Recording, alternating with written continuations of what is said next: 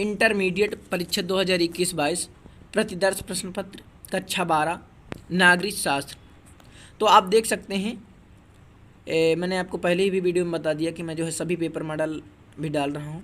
तो ये आपका लास्ट पेपर है, ठीक है।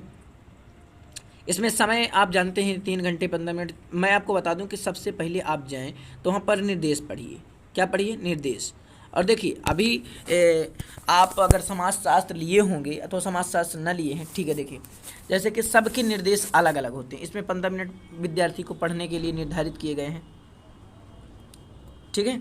देखिए प्रारंभ में 15 मिनट विद्यार्थी को प्रश्न पत्र पढ़ने के लिए। सभी प्रश्न अनिवार्य है। प्रश्न संख्या 1 से 10 बहुविकल्पी, प्रश्न संख्या 11 से 20 तक अति लघुत्तरीय प्रश्न लगभग 10 शब्दों पर एक वाक्य में देना है इनका उत्तर। प्रश्न संख्या 21 से 26 तक लघुत्तरीय प्रश्न जिनका उत्तर लगभग 50 शब्दों में देना है। प्रश्न संख्या यही प्रश्न पत्र जो है आएगा। अब ये जो प्रश्न है ये नहीं आएंगे, लेकिन जो प्रारूप होगा जैसे कि ये निर्देश है, ये सब इसी प्रकार 100 का पूर्णांक यही लिख के आएगा सामने। तो आपको आगे ध्यान नहीं देना है, निर्देश जरूर पढ़ लेना है, ठीक है। इसके बाद जो भी इस पेपर में क्या होता है कि देखिए जैसे कि यूपी बोर्ड ने ही जारी की है, तो इसमें से आपको 40% 50% मान लीजिए कि आप जो है जान समझ लेते हैं। इसके बाद जो भी इसके और इम्पोर्टेंट प्रश्न हैं वो हम अलग से आपको बता देंगे, तो उन्हें आप तैयार कर लेना। इसके बाद जो है आपका लगभग 70-80 मान लीजिए, और फिर आप अगर कुछ पढ़े रहेंगे तो आप 90 तक ले जा सकते हैं। और हम ये नहीं कह सकते कि इसमें आपको हम इस पेपर मॉडल को देख लीजिए आप 90 पा जाएंगे, 100 पा जाएंगे, ये जो है इसमें कोई गारंटी नहीं है। तो बाबू ध्यान से देखिए जो निर्देश है इन्हें ध्यान से पढ़ लेना वहाँ जाने के पहले जो है। देखिए ये अगर अभी से जान लेंगे तो आपको एक टेंशन दूर हो जाएगी, ठीक है।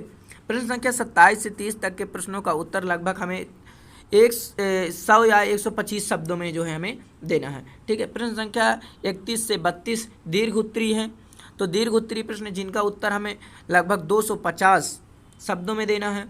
सभी प्रश्नों के निर्धारित अंक उनके सामने दिए गए हैं।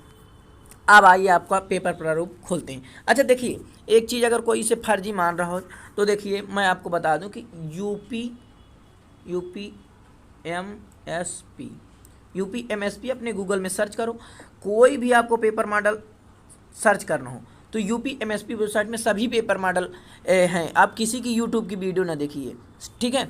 यूट्यूब का जो आपको समझ में ना आए तो बोलेंगे तो यूट्यूब में कई वीडियो आ जाएंगे, कई यूट्यूबर आ जाएंगे, लेकिन आप देखिए ऑथेंटिक चीज़ें देखा कीजिए। गूगल में सर्च करें यूपीएमएसपी, सामने आपकी वेबसाइट आएगी, वहाँ से आप कोई भी बुक डाउनलोड कर लीजिए। वहीं से आप कोई भी जो है यूपीएमएसपी के पेपर मॉडल जो भी चीज़ आपको देखना है सब वहीं से, जब आपका रिजल्ट खुलेगा वहीं से आप आएगा। आप काफ़ी परेशान रहते हैं कब आएगा रिजल्ट का क्या चीज़ें, तो कुछ भी परेशान नहीं होने की दिक्कत है, आप वहीं चेक कीजिए, ठीक है। देखिए तो अब पेपर मॉडल मैं आपको दिखा रहा हूँ, हल आपको करना है क्योंकि अब टाइम तो बचा नहीं कि एक एक प्रश्न को हल कराया जाए। सिर्फ आपको ये देखना है कि यही प्रश्न पत्र में हम कितना कर पाते हैं, एक हमें आंकड़ा मिल जाता है ना। तो देखिए पहला प्रश्न देखिए, कौन सा देश ध्रुवीय राष्ट्रों का सदस्य देश नहीं है? आंसर आपको बताना है। हिरोशिमा और नागासाकी किस देश में स्थित है? बर्लिन की दीवार कब खड़ी की गई? शॉक थेरेपी का क्या अर्थ है? बैकाक घोषणा पत्र द्वारा किस संस्था का गठन किया गया? गांधी जी की हत्या किस स्थान पर की गई? ऑपरेशन फ्लड किस क्षेत्र से संबंधित है? बॉम्बे प्लान का उद्देश्य क्या है? 1975 ईस्वी में आपातकालीन घोषणा के समय भारत का प्रधानमंत्री कौन था? चिपको आंदोलन का संबंध किस राज्य से था? उत्तराखंड से था, शायद मेरे समझ में उत्तराखंड से था। तो बताना आप जो है इसका कमेंट में मुझे भी बता देना। ये वाला मुझे भी बोल रहा शायद उत्तराखंड से था, मेरे समझ से तो भाई ये उत्तराखंड इसका होना चाहिए। बाकी अगर गलत हो तो जो है आप बता देना, क्योंकि देखिए गलती सबसे होती है। मेरे समझ में उत्तराखंड है इसका, ठीक है। इसका उत्तर जो है आप ज़रूर कमेंट में मेरे बताना। हाँ देखिए और आगे, सोवियत संघ का विघटन कब हुआ? आसियान के 2 सदस्य देशों का नाम लिखिए। 1962 में भारत का सीमा विवाद को लेकर किस देश से युद्ध हुआ था? रग्बी सम्मेलन किस समस्या को लेकर आयोजित किया गया था? झांसी साझी संपदा क्या अर्थ है? नक्सलवादी आंदोलन किस राज्य से प्रारंभ हुआ? गोवा संघीय राज्य क्यों बनाया गया? सिक्किम विधानसभा का प्रधान चुनाव कब संपन्न हुआ? धर्मनिरपेक्ष शब्द का अर्थ क्या है? मध्यावधि चुनाव किसे कहते हैं? संयुक्त राष्ट्र संघ का निर्माण कब किया गया? इसकी किन्हीं दो विशिष्ट संस्थाओं के नाम लिखिए तथा उनके कार्यों का उल्लेख कीजिए। भारत के नागरिक के रूप में भारत की राष्ट्र संघ में स्थायी सदस्यता क्यों होनी चाहिए? इसके पक्ष में 2 तर्क दीजिए। आसियान का निर्माण क्यों किया गया? क्या यह अपने उद्देश्यों की पूर्ति में सफलता है? इसके पक्ष में अपने विचार स्पष्ट कीजिए। दूसरी देखिए, ये प्रश्न मैं आपको बता दूं। देखिए, जो चीज़ें बताने लायक हैं वो चीज़ें मैं आपको बता रहा हूँ। देखिए, ये वाला प्रश्न है ना, आसियान का निर्माण क्यों किया गया? क्या यह अपने उद्देश्यों की पूर्ति में सफल है? इसके पक्ष में अपने विचार। तो जहाँ पर ऐसे आ जाता है, यानी जैसे कि आ गया अपना प्रिय कवि लिखो, निबंध में ऐसा आता है ना, अपना प्रिय कवि। तो भैया जहाँ अपना प्रिय कवि है, जो हमें प्रिय कवि हम वही तो लिख रहे हैं। जैसे तुलसीदास हो गया, कबीर दास हो गया, कोई भी हो गया। तो यहाँ पर जैसे अपने विचार प्रस्तुत कीजिए, तो अपने मन से आप चीज़ें जो समझे हैं इसके बारे में वो अपने मन से लिख सकते, इसमें कोई दिक्कत नहीं। ठीक है, देखिए 24वां प्रश्न समझिए। दूसरी पंचवर्षीय योजना के मध्य औद्योगिक बनाम कृषि विकास के विवाद कारणों का उल्लेख कीजिए। 1975 में आपातकाल लागू होने से हमें क्या सीख मिलती है? स्पष्ट कीजिए।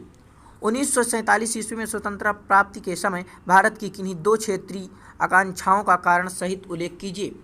भारत और चीन की उभरती अर्थव्यवस्था में वर्तमान की एक ध्रुवीय व्यवस्था को चुनौती देने की क्षमता है। वर्तमान परिस्थितियों की दृष्टि से क्या आप इससे सहमत हैं?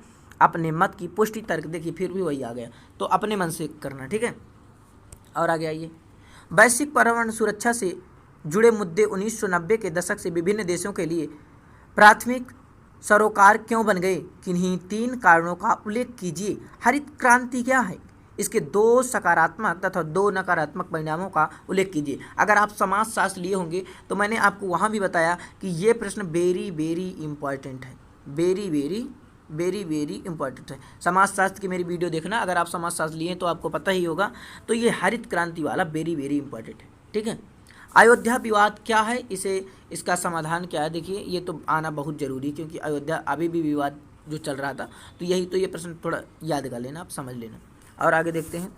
और उसके सामने देखिए, आपके प्रश्न के सामने उत्तर नंबर भी लिखे हैं, वहाँ से आप देखते जाना कि कितने हमारे सही हुए।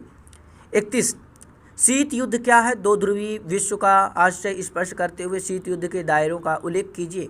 2 ध्रुवीय विश्व का क्या अर्थ है? इसके विघटन के 4 कारणों का उल्लेख कीजिए। निम्नलिखित देशों के साथ भारत के वैदेशिक संबंधों की व्याख्या कीजिए। भारत पाकिस्तान, भारत चीन। गुटनिरपेक्षता की नीति का क्या अर्थ है? वर्तमान परिस्थितियों में भी यह भारत के लिए प्रासंगिक है। इसके पक्ष में अपना स्पष्ट मत दीजिए। देखिए, अब अंत में मैं आपको थोड़ा अपना बताऊं। पेपर देखना है, बता दिया, UPMSP, वहाँ से देख लेना। बाबू, जब आपके पेपर हो जाए, ये शायद लास्ट पेपर होगा आपका, ठीक है, तो जब आपके पेपर हो जाए इसके बाद इसी चैनल में मैं आपको एक चीज़ बताऊंगा। जैसे कि देखिए, आप इलाहाबाद यूनिवर्सिटी के लिए, या कोई सोच रहा होगा इलाहाबाद यूनिवर्सिटी में BA या BSc का एडमिशन लें, ठीक है, कोई सोच रहा होगा JNU, कोई सोच रहा होगा दिल्ली, तो कहीं भी आप जाइए, उनका इंट्रेंस एग्ज़ाम होता है जिनके लिए कुछ सिलेबस होता है, उस सिलेबस को आपको तैयार करना होता है। तो सिलेबस की पूरी बुक की PDF, सिलेबस जो भी आप जैसे JNU का कर रहे हैं तो उसकी PDF, अगर आप दिल्ली के लिए या तो इलाहाबाद यूनिवर्सिटी के लिए, अगर इलाहाबाद यूनिवर्सिटी में आप आ रहे हैं तो मुझसे ज़रूर कांटेक्ट करना। इलाहाबाद यूनिवर्सिटी का मैं भी छात्र हूं, तो इलाहाबाद यूनिवर्सिटी से आपसे मैं मिल सकता हूं, ठीक है। और कोई भी दिक्कत हो इलाहाबाद यूनिवर्सिटी से संबंधित तो जो है हम आपसे मिल सकते हैं और आपका इलाहाबाद यूनिवर्सिटी में एडमिशन हो, ऐसी हम कामना करेंगे। तो आपको अच्छे से अब बैठना नहीं है, क्योंकि अगर अभी मेहनत कर लेंगे तो आगे बहुत बेहतर कर पाएंगे, ठीक है। तो अब जब ये सिविक्स का आपका पेपर हो जाए, अच्छे से हो, मैं इसके लिए शुभकामना आपको करूँगा। और जो है पेपर होने के बाद जो है आप डर जाइए, इलाहाबाद यूनिवर्सिटी BHU का भी निकल चुका है। देखिए, BHU का निकल चुका, तो BHU का एंट्रेंस एग्ज़ाम निकल चुका है, उसमें आप अगर डालना चाहते हैं तो डाल भी देना, ठीक है। अब